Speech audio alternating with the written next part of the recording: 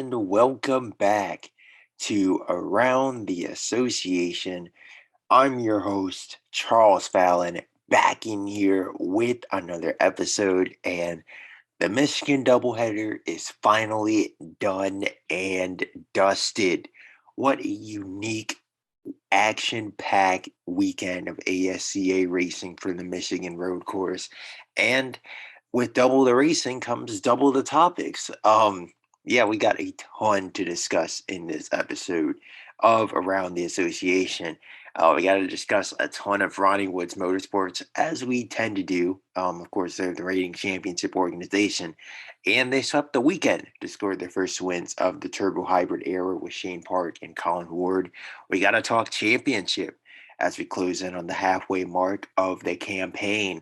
A lot of changing after weekend of racing, new title contenders, guys who fell out of contention. We'll talk all about that. We'll talk about the Michigan road course as a whole. While a lot of people were happy with the doubleheader, there seemed to be a packed house in the stands on both Saturday and Sunday night. Drivers were complaining about it, and we'll talk all about that and whether it should return to the schedule long term. We also got to talk Craftsman series. Caden Dunham, of course, seems like we talk about him every episode as well because he's always doing something, and we'll be talking about that. And also a massive silly season bombshell that just dropped. The reigning Craftsman Series champion, Sean Wooden, announces his retirement at the end of the season. So huge news on the ASCA front. Obviously, one of the most decorated Craftsman regulars in the sport. That's a pretty big deal. And for Forward Development Program, they lose their mentor figure there that who's been there and tutored the likes of Graham Doherty, Ian Adonde, Carson Schmidt, and others over the years. Now Caden Dunham and Jordan Raynard, of course, but with Wooden retiring, who fills that role for the team in 2027 and beyond? We'll talk all about that, as well as previewing the 11th annual Ajax All-Star Race this weekend. 9 points of it, and this is basically the appetizer to April 24th, 16th annual Windows 300. But first, before we get into it, we have to discuss shouting out the sports premier partner, Circle B Diecast / Plan B Sales. You already know, if you want to cop a replica Colin Ward or Shane Park diecast, are two winners from the Michigan Road Course. Head on over to Circle B Diecast / Plan B Sales and use coupon code ASCA for free shipping on any orders $20 or more inside the U.S. Once again, shout out Circle B Diecast, shout out Plan B Sales, and shout out the ASCA's merch shop. We got Shane Park gear up at the shop. Obviously coming out of his slump, back in the title fight. If you want to rep him as he chases his first championship down the stretch, the second half of the season. You can use season 12 to save 30% off at checkout. Click that link down in bio. It should be the first link in the ASCA's link tree. So go check it out. Go cop yourself some Shane Park gear. And let's get into it.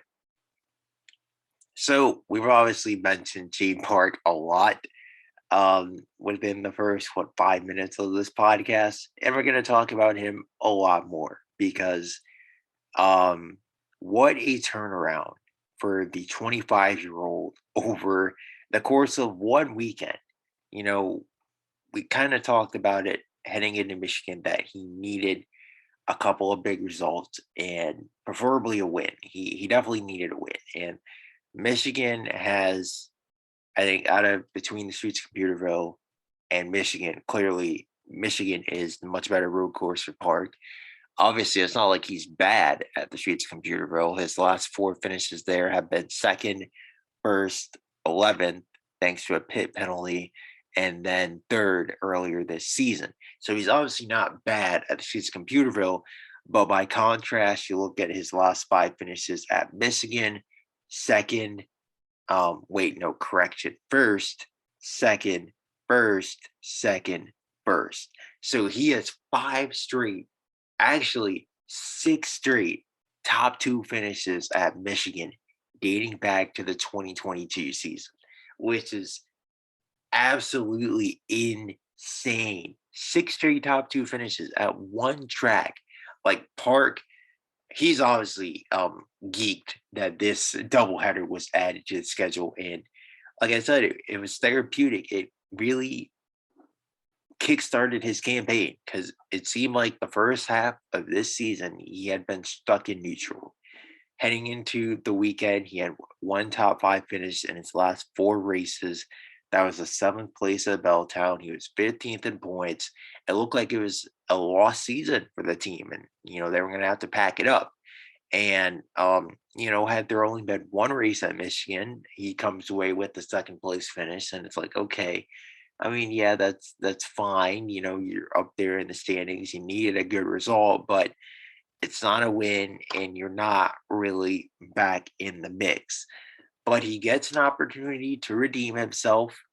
Colin Ward, unfortunately, he was his main competition on Saturday. He gets taken out in an opening lap accident. Park just barely survives that.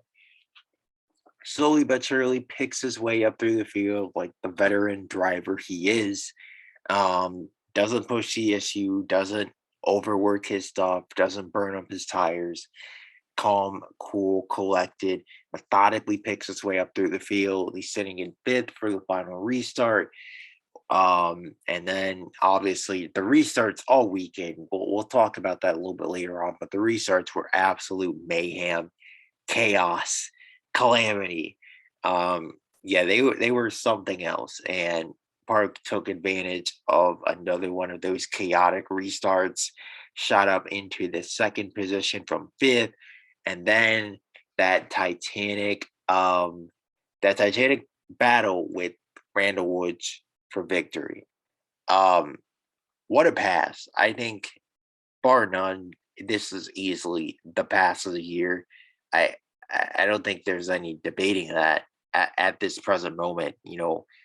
Obviously Ward's pass on Park the day previous was very impressive in itself, and that there's been some moments this year. You want to put Brady Bennett's pass on what was it, Lucas Saint to win at the Stone Yard? Okay, but obviously in that situation he had some help.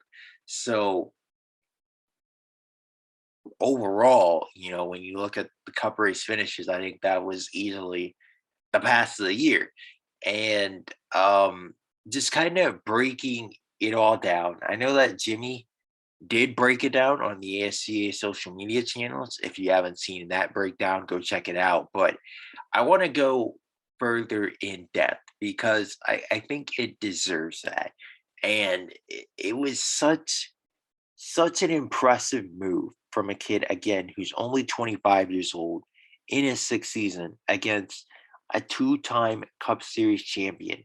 26 Cup wins to Randall Woods' credit. It was his final road course start. He entered the race on a 45 race winless route. It had been nearly 4 years since he last won in Orlando. Like, he was hungry, extremely hungry to reach victory lane, and Park pulled that move off. And I think for Woods, I want to talk about his perspective briefly. I think that he said it himself. I think he dropped the ball. He definitely could have been way more aggressive than what he was. Now, I'm not saying that he should have full blown Gunnar Thorson Park and basically completely squeezed him into the wall. But I think he actually could have learned from his protege, his soon-to-be successor, Tony Doval, and what he did to Dunham on the initial start of the Craftsman Series race. And that is run a little wide off the bottom. I think he could have positioned his car a little bit higher because Park was literally inches off the wall with Woods giving him the space. If he positions his car a little bit higher in the center of the corner, Park is going to have no choice but to back off, or he's going to hit the wall like Dunham did in that scenario. I just think Woods could have, should have, would have positioned his car in a much more defensive spot better position to defend than what he did. But you obviously do have to respect that he knows it's a narrow track. He knows that Park was to his outside. He knows that he has to give space and he wants to win one of these deals fair and square, at his final season. He knows he's about to hang it up here in what, 9 races. So he doesn't want to ruffle a bunch of feathers, but I also think that he that's one of these moments where you can kind of tell, like, yeah, he's missing that competitive edge a bit. Um, not that the fire's completely gone, but I think that if this was 2021 or 2019 to 2021, Woods he squeezes Park out and goes on to win this race. But yeah, it is what it is. It's obviously a tough deal for Woods, but for Park, it's a hell of a pass and just insane stuff. And again, that's now 4 wins in his last 8 road racing starts. Like I said, his finishes at Michigan, he has not finished outside the top 2 here since 2021. That's insane. That's insane stuff. And now, like I've been saying about Park, now it's time to I, I can't think of the word. I had it on the tip of my tongue, but translate these road course results to oval tracks. And that's something that he still has yet to do. His season has been carried by his road racing results yet again. But there are no more road courses the rest of the season. So, you can call Salt Lake a road course, but it's really not. It's just kind of unique in its own way. It's probably the closest track to a road course the rest of the year. But overall, the deal for Park is you got to put it all together on these ovals. So we'll see if he's able to do that. I mean, he is the defending all-star race winner after all, so it's not like he can't win on ovals. He also did win the Soneyard last year, but it's just yeah, we'll have to see how he does the all-star race, how he does on Windows 300. I think that will go a long way in proving if he's a real deal title contender or not. But now let's transition to talk about Park's teammate, Colin Ward. Maiden Cup win, scored on Saturday, but unfortunately for him, he followed it up with the last place finish on Sunday night. And Ward was vehemently frustrated with the invert, basically, that set the grid for Sunday night's race because you think about it. Ward, correction, was fastest in happy hour, qualifies on pole Friday, um, you know, starts on pole, lost the lead, got it back from Shane Park. Arguably, I don't think it's arguably, he is the best road racer in the sport right now and easily one of the all-time greatest road racers the ASC's ever seen. I don't think that's hyperbole. And he outdueled him for his first win in his 26th start.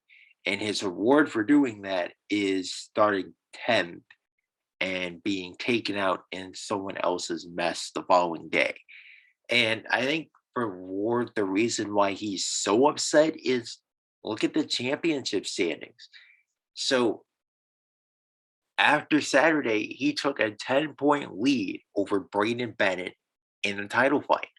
That's huge. That's massive because he entered second in points, 5 back, tied with Greg Healy. He leapfrogs Bennett, who has a horrible result on Saturday, and takes a double-digit points lead. But then, obviously, with the DNF, he finishes last, and now he leaves Michigan double digits behind Braden Bennett. So it's frustrating, certainly for Ward, to lose out on a massive haul of points like that. All he had to do was at least bring home decent points, and he would be, clear cut, probably either in the points lead or second place right now. So definitely frustrating for him in the midst of a title fight like this, but it is huge, I think, for that entire 48 team, though, to finally get that first win, finally get that monkey off their backs, finally get Ronnie Woods Motorsports on the board this season, and obviously Park won again for them Sunday night. But, that was their first win of the turbo hybrid era came via Colin Ward, and that'll always be remembered. So, huge reward, huge confidence boost to outduel someone like Park in his backyard at his best track by far, and you outduel him like that. That goes a long way for a guy who's had his moments. I I wouldn't say choke jobs, although the shit's Computerville was definitely a choke job. Belltown was just more so a team. I wouldn't say falling apart, but just not executing at peak efficiency. And the team did execute at peak efficiency on Saturday afternoon. And yeah, so it's huge for Ward to get that first win. And I get it, the weekend didn't end the greatest way for the 24-year-old, but you got to look at the positives here. He still leaves third in points, very much in the title fight. Got that first win under his belt. Got wins for Ronnie Woods Motorsports, and locked in the All Star race. So I guess his chance to fight for a million this Saturday night. So that's going to be fun as well. And as for the accident, it's something out of his control. Like I said, I get why he's upset, and we're going to talk about it more, what the ASCA can do to improve this doubleheader next season. But yeah, certainly frustrating, but you're still third in points. You're still only 10 back. Like, you were still right in the mix at the halfway mark this season. And it's not that Ward was a bad driver, but out of the four Ronnie Woods Motorsports guys, he was the one I least expected to be competing for a championship this season. Just because he's so young, he's only in his sophomore season, yet he's led the charge for the organization all year. He's easily been the best Ronnie Woods Motorsports driver, and that just goes to show you that Colin Ward truly is built different, and he is going to be a force not just this season, but for many years to come in the ASCA. But let's talk about championships, since we had just done that with Colin Ward. The biggest risers and fallers in the standings, and we talked about this kind of briefly heading into the doubleheader weekend.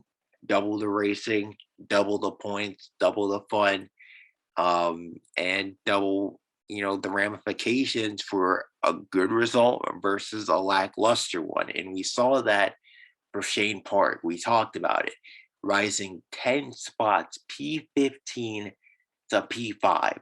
The difference between a miserable lost season versus, hey, we're back in the mix now to compete for a championship. Like, that's huge. -1 point was the amount that Park brought home this weekend. That's insane. Over a 2-race span, that's ridiculous. So Park's got to be extremely proud of himself for that one. The entire 24 team's got to be extremely proud of themselves for that one. But as for guys who need to do some soul searching, or as for a guy who needs to do some soul searching, Greg Healy, yikes. That was a disaster. And it's tough for the 3 team, because you knew going in that they were going to feel some pain. The question was how much pain. And again, we talked about this. We talked about it with Healy and Bennett. They needed to do damage limitation. And to Braden Bennett's credit, he did. The first race was terrible for him. 14th place, 2 laps down, awful. He loses the points lead. But I don't know what he did on Sunday. I don't know if Tony Noval II or someone took the wheel for Bennett or something. I don't know what happened, but he managed to wrangle a top 5 finish out of that car at a road course from driving his way all the way up from 14th. And that, again, that's the damage limitation that we were talking about. Getting results at a track that you're terrible at. Like, that could be the difference between Bennett winning and losing this championship, especially considering he capitalized, he pounced when Ward had his misfortune. That's huge. Healy, on the other hand, did not. He faltered. Um, to be fair, obviously an engine blowing up is not his fault. Battery issues, whatever the case was, not his fault, obviously. The problem was he was running 20th when it happened. So it's not like he was going to be running great. And then, when you have to start from the rear of the field at the Michigan road course and no one else is back there with you, it's obviously going to be an uphill battle. It doesn't help that the race was shortened from 100 to 75 laps. So we didn't have much time to get moves done. We know track position is everything. And strategy, again, with the race being 75 laps, went out the window basically. Everyone just ran the race backwards. They boxed on lap 27, and that was that. So you really couldn't play much strategy when it came to this race. Because like I said, the crew chiefs, they made sure that any strategy plays, boys, they would be I can't think of the words right now. This is why you should not be recording podcasts at 2 o'clock in the morning. But they made sure that any strategy ploys from team source to back would be exterminated, and ran the race backwards, boxed early, and that was that. So yeah, you couldn't really play much tactics to get track position. Crew chiefs were on their game. And for Healy, that was horrible news because while 13th place on the surface doesn't look awful, when you combine it with his 25th place finish from the day previous, it leads to him dropping 7 spots in points from second to ninth. And now he's sitting at a position where it's not the end of the world. Is he out of title contention? No, because obviously road courses are done this season. But it's one of those deals where if he loses the championship at Belltown, we're gonna come back to this weekend and be like, just like we will with the Ajax 200, and be like, this is where Healy lost the title, or this is where Ward lost the title, or this is where Bennett won the title. Just kind of the dichotomy what those guys did, or this is where Shane Park won the title. If he continues his hot streak and carries on into the Windows 300, so um huge weekend on the championship as we expected. And I'll be honest, I do like that. I like that road racing is finally being rewarded as not just this niche thing. Like, no, this is a necessity that you have to be good at road racing or you will be penalized heavily for it.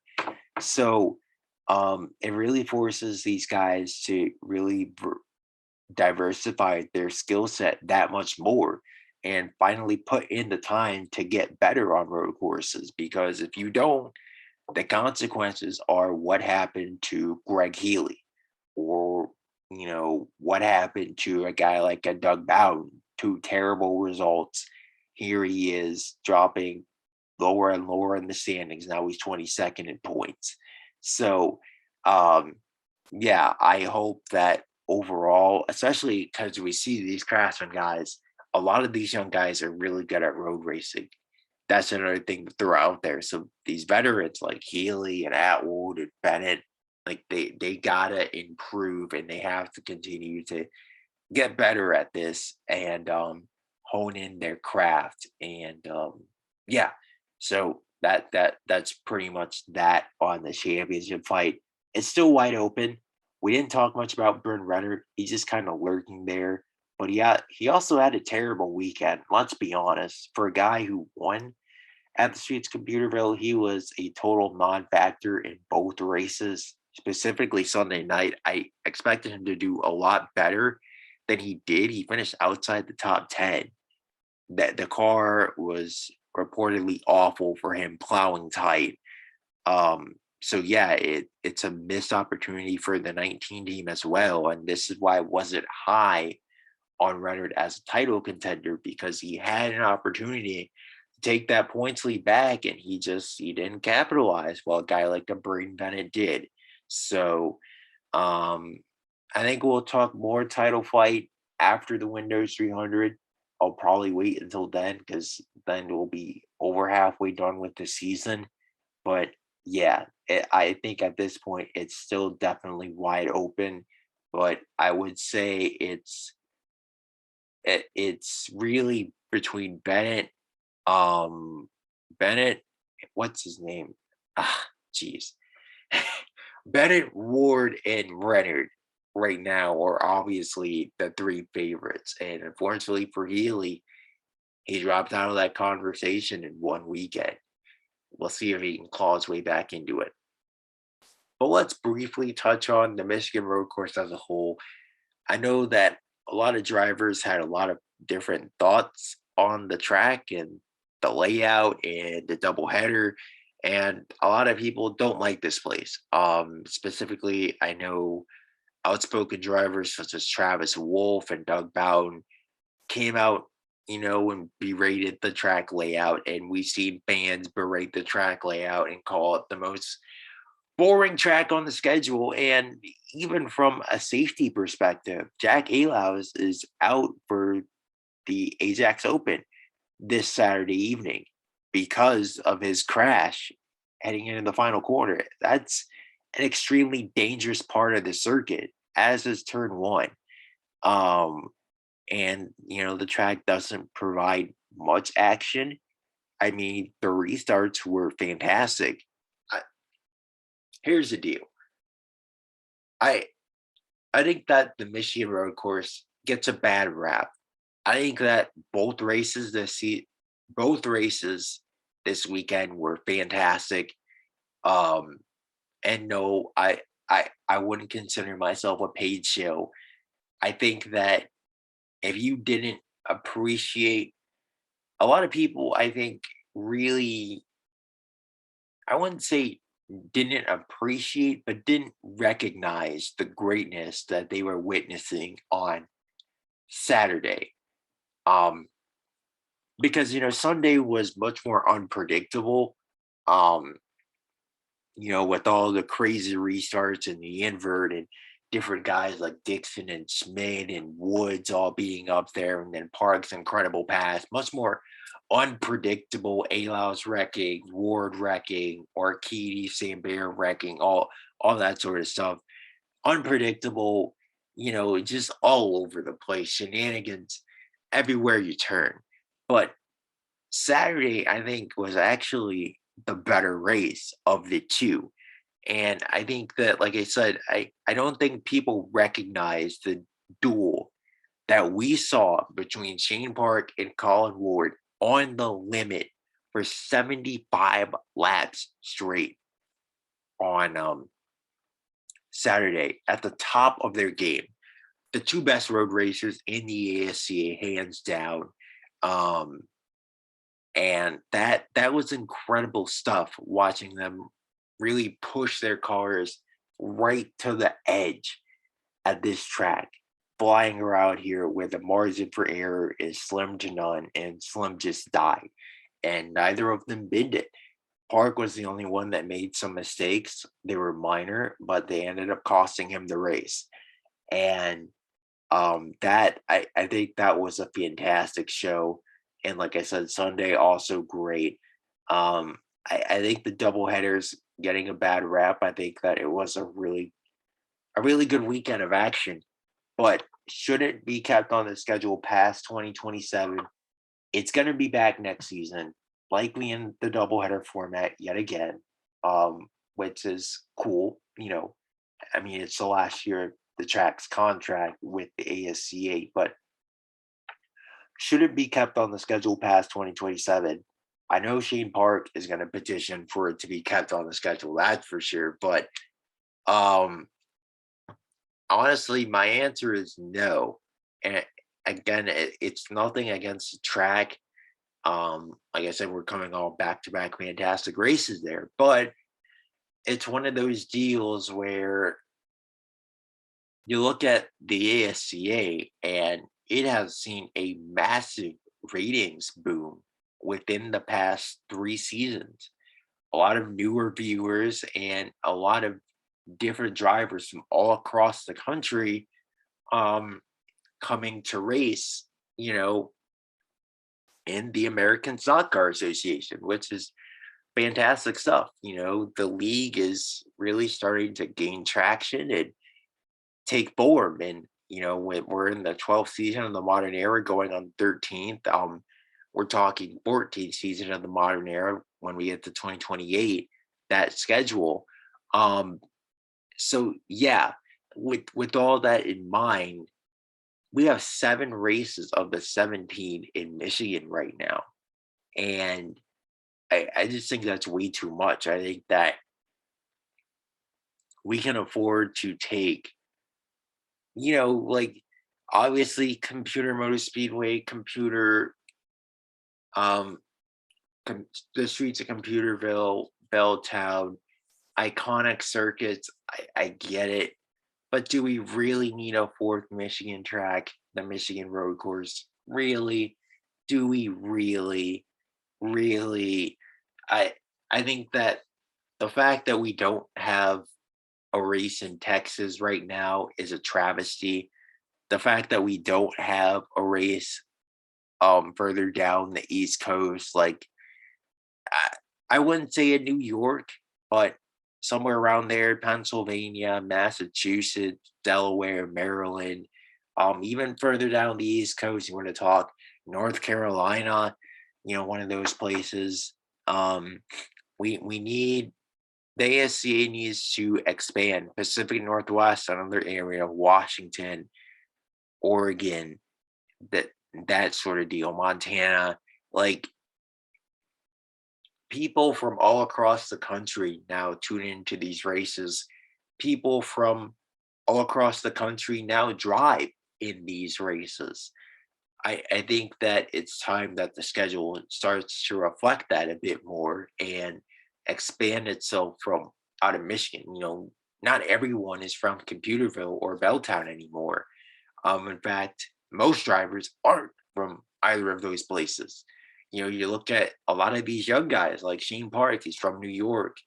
Braden Bennett from Mississippi, Colin Ward from Indiana, you know, Carson Smith from Dallas, Texas, you know, um, Caden Dunham, St. Petersburg, Florida, Tony Novell, Upper Montclair, New Jersey, Gunnar Thorson, Nashville, Tennessee, Graham Darty, Fairmont, West Virginia. Like these guys are from all across the country. You got guys like Zach Tretton from California, Todd Kidd, of course, he's from California, Greg Healy from Florida, um, Ross Jackson from Washington, just guys from everywhere, Lucas Sambert from Las Vegas, all across the country, and like I said, the fact that we really, I think the ASC has grown out of having 7 races or something ridiculous in Michigan. That it's way too much at this point. And I think that the most expendable track on the schedule would probably be the Michigan road course. Sorry, but it's the truth. So that's just kind of where we're at right now. And I think that if there is a track that's going to be on the chopping block to get a new race date or multiple new race dates on the calendar, it would be scrapping this doubleheader and heading to Texas or heading to Washington or something like that. I think that needs to be the move for the ASCA if they want to continue to grow the sport and grow, its popularity that it's seen as of late. But moving on, let's talk Craftsman series. We got a couple Craftsman series topics to cover, and First, we'll get into Sean Wooden's retirement because that's obviously the biggest hot button topic. And then we'll talk about the race from last week. So let's start with Sean Wooden. He announces his retirement at the end of the season, 36 years of age, the only two-time Craftsman Series champion in history, 12-time series winner, of course, a two-time Cup Series winner as well. Um, it's a huge loss for the Ford Development Program because, as I said, Wooden played a huge part in the development of the likes of Carson Smith, Graham Doherty, Ian Adonde. Now he's helping develop Caden Dunham and Jordan Reynard. And I get Reynard's been awful this season. He's last in points, but he's mainly been awful because of bad luck more so than anything. I think that if he can actually get through a race that he finishes without being caught up in someone else's mess, he'll be back up there in the standings. But obviously, we know the raw talent of Caden Dunham. We've seen that the entire season, and Wooden has played a big part in mentoring him and trying to mold and grow and develop him right now. And like I said, he took the role originally designed for Jack Cronwell, but then Cronwell decided he had enough and he dipped after 1 year. So he retired, and then Sean Wooden filled the seat, and he's been a class act stand-up guy for the Ford Development Program, great mentorship figure. Like I said, Schmidt, Darty, they've all said that they love the guy. And yeah, he was almost like a second father figure for them at the track, when they're 18, 19 years old. Unfamiliar territory. You don't know what you don't know when you're a literal teenager out there competing against grown men um, on a weekly basis, especially when these Cup guys come down there to play. So, like I said, huge loss for the Ford Development Program, huge loss for the series as a whole. Wooden, one of the most prominent regulars in the field, and it's a tough deal. Like I said, because what did the Ford Development Program do now? Do they try to bring in another mentorship figure? Do they end up making this a third seat for a prospect, full-time seat for a prospect? They've got Nicolette Armstrong, the first female driver since 2010, set to make her debut in next week's TreatMyPC.com 150. We'll talk more about that when the time comes. They've got guys in the pipeline, Theo Russell as well. Another guy, 4-star prospect, ASCA next member. Could they promote him to that seat? I don't know. If they want to go the mentorship route, maybe Lucas Invert comes down the Craftsman series. I don't know. In terms of veteran cup drivers available, there's Ryan Dixon, there's Jared Ayers. So there's guys, if they want to find someone for the spot, but it's a tough deal for Wooden. It's ironic though that he's announced that he's going to race in the All-Star weekend for Cup, and then the next day, he announces his retirement. But he's definitely had an up and down start to the season, but his goal at this team was never to get results. It was always to develop these young guys, and he's done that and then some, and then he's gotten the results on top of it.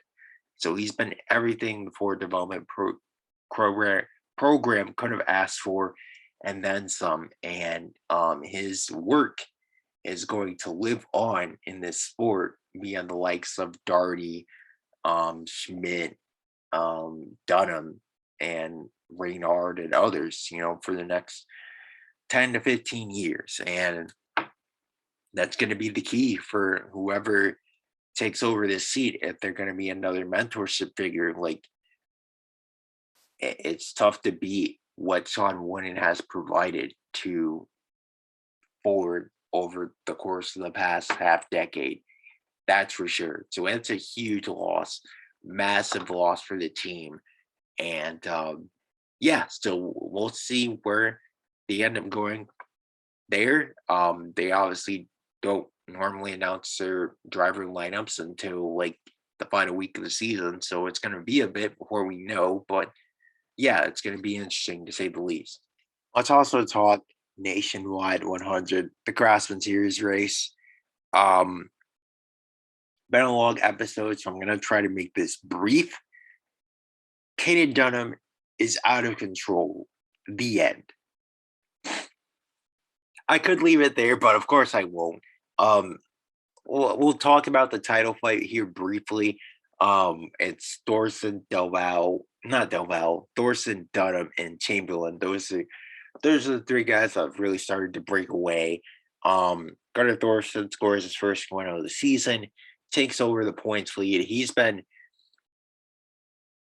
I it's hard to say. He hasn't been inconsistent, but you feel like he's ran worse than he has.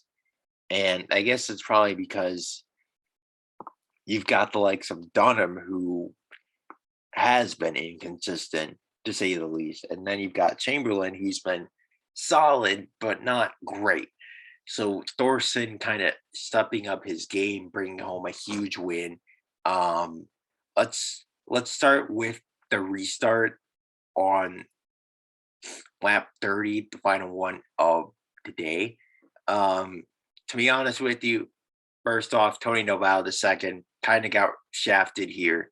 I still don't know exactly what improper fueling is.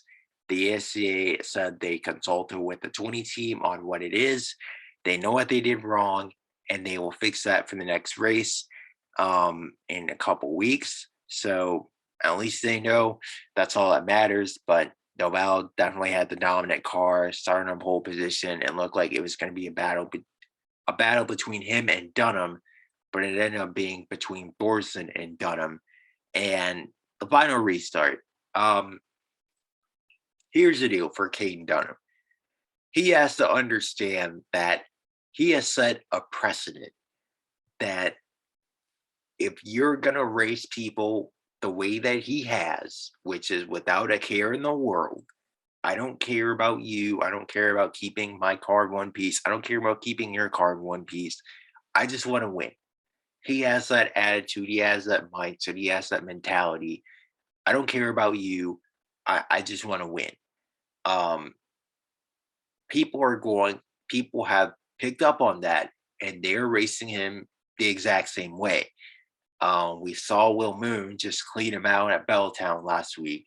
And now we saw not just Tony Delval II, but also Gunnar Thorson get their elbows out and race him extremely aggressively on both restarts, because Dunham, say what you want about this kid, but he is insanely talented, man. Insanely talented. Like, you turn on the tape and oh my god, the talent just pops right up at you. Like, you can't ignore it. It's insane how talented this kid is. Both restarts, he's sending it in. Well, two out of the three restarts. The other one he locked up and got into Jack A. Louse. But two out of the three restarts, he gets a great launch. And the dude just sends it in around the outside. Basically the park move. Except for instead of giving him the space like Randall Woods did for Shane Park, Dorset and Nobel squeezed Dunham out. Why? Because they know Dunham would do the exact same thing to them. And that, again, like, he is making things 10 times harder on himself than they really need to be. Like, he has the raw pace to win these races cleanly. He doesn't need to wreck people. He has the talent, certainly, to win these races cleanly. He has the equipment to win these races cleanly. I just don't think he has the maturity right now. And then on the post race move, um, basically dumping Thorson after the checkered flag, completely uncalled for. Like I said, it's just a lack of self awareness. Like, this is how you raise people, so you're just getting raced back the same way in return. Treat people how you want to be treated. That's the whole deal. And in the ASCA, it's a gentleman's agreement. You race people how you want to be raced.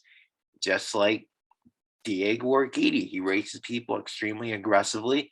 Now, I'll admit, during Diego's heyday, if you touch Diego, it would be an automatic probation or suspension. Um, Whereas if Diego wrecked someone, nothing would happen. I think that the sanctioning body certainly was more slanted. Not certainly, they were more slanted um, in favor of Diego at the time. Um, that's just it's just an objective fact. They protected Diego, but it seems like with this situation, ASCA race director Bob Halbert, no probation for Dunham. He's just taking a hands-off approach and letting these guys kind of have at it and sort itself out.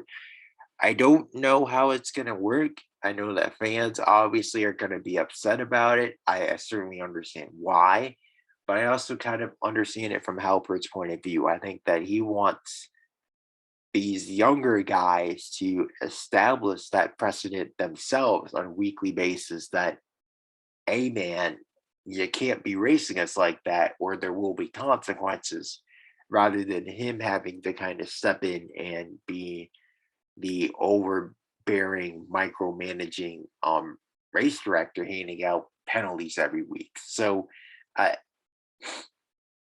it's interesting. I think that we definitely do need to keep a closer eye on it, though, as we continue to get down the stretch and as the title fight continues to get more and more intense between Thorson and Dunham. I think that those two have been the best drivers this season. Dunham, I would say, has been better, but Thorson has not been that far behind, to be honest with you. And Matt Chamberlain, he's been solid to open the season, but under the radar. I don't think he has the raw pace that Thorson and Dunham have. So I think that if there's a title contender that's most likely to drop off, I think it's going to be him. So we'll see on that one. But yeah, I think that we'll see.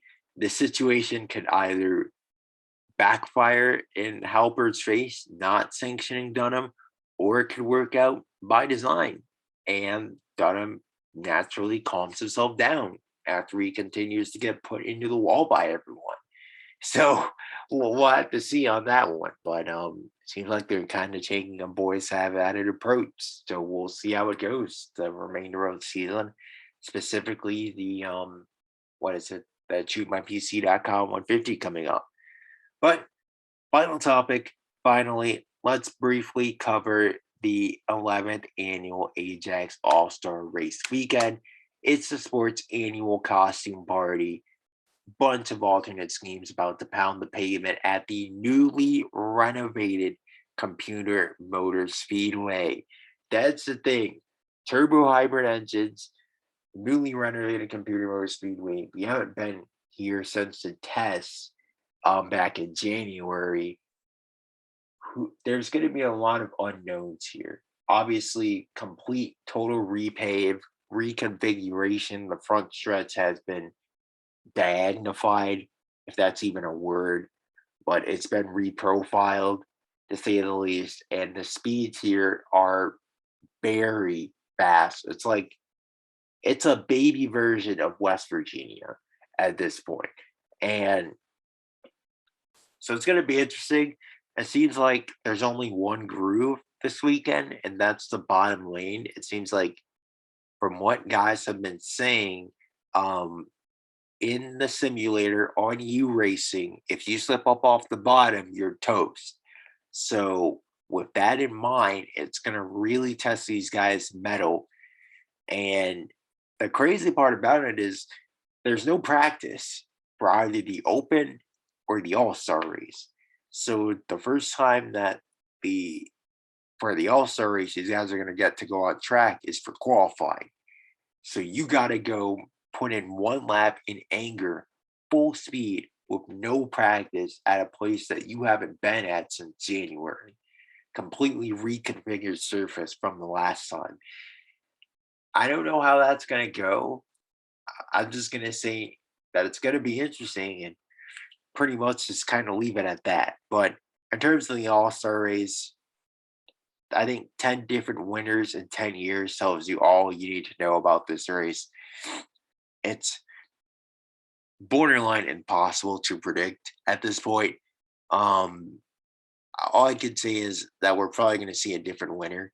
Um, but you look at guys like Kidd, Atwood, Bennett, um, just have not won this race yet.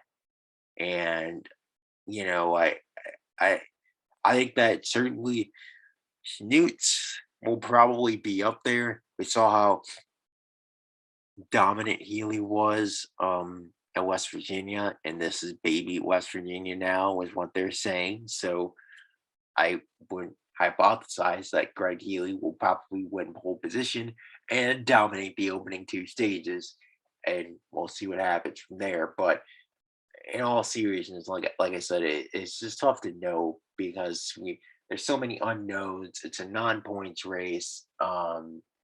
You just don't know. You can kind of go back off the testing results, but a lot has changed since then. We've run 8 races with these turbo hybrid engines. Some teams have improved, some teams have fallen off. It's a tough deal. Flores is certainly one that's fallen off a bit from that hot start, and they were fastest in testing. While you look at Ronnie Woods Motorsports, they were slow out of the gates, but now they're starting to heat up. They're back up there. So I I don't know, but if I had to make a prediction for who's going to win the million, I'm going to go with the defending champion Todd Kidd. Um, Obviously, he was so close last year, and we all know what happened between he and Diego Arquidi. Um, so I think that he scores redemption, and that's who I'm gonna go with. Because to be honest with you, your guess is as good as mine who takes home the million. So I think it's gonna be fun. But yeah, that's pretty much it for this edition of Around the Association. I'm your host, Charles Fallon, gonna be signing out here, and we will see you next week to recap All Star Race weekend and preview the most prestigious weekend of racing in the ASCA.